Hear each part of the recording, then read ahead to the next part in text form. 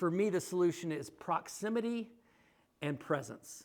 So that's the solution.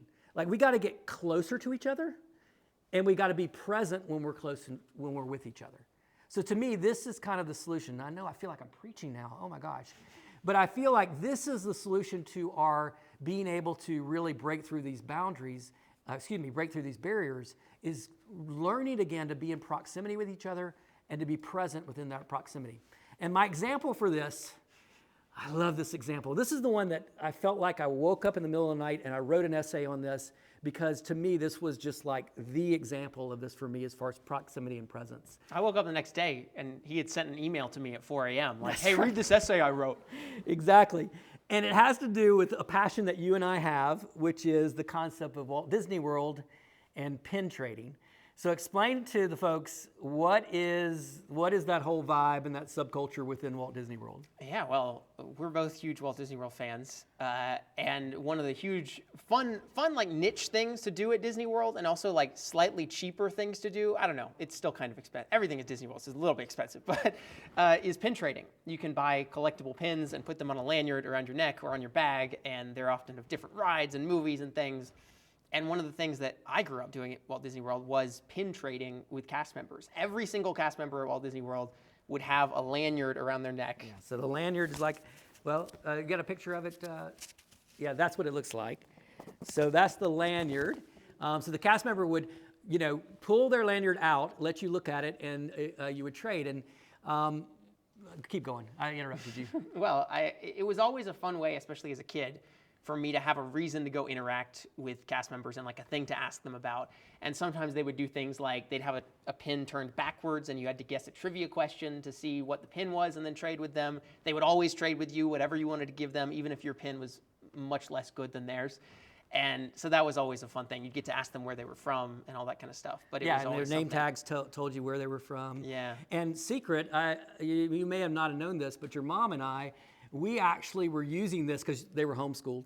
So we were using this as a way to help them know how to talk to adults, right? So we'd go, you got to go up and ask them to see their pins, right?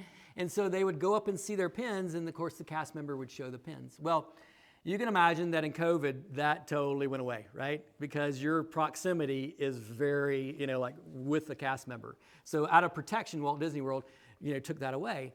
Well, everything in Walt Disney World has come back, pretty much. So character meet and greets where now you can hug Mickey is back, buffets, those things are back. But the one thing that has not come back is the lanyard.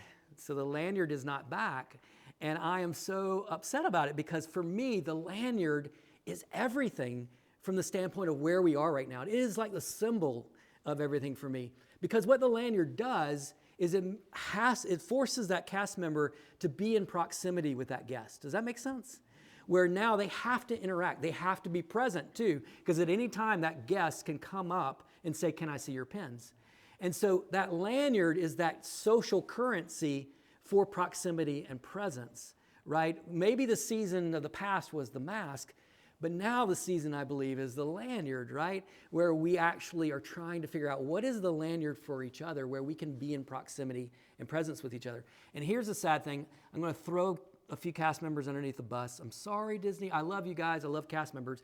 But I did go and ask the cast members. I said, hey, are the lanyards coming back this last time I went? And they went, no, we don't really know, but we kind of hope they don't. And I went, what? And they said, yeah, because really, it was sort of a distraction when we were trying to do our work. And it was like you committed Disney heresy in front of me at that point, because I was like, this is why the magic is gone, because what is their work, right? Their work is to create magic in proximity. And if I was in charge of Disney training, I would make everybody wear lanyards, because especially with the younger generation, it would allow them to have to break through barriers and learn how to stretch those muscles that I think we've lost of being social in proximity and presence.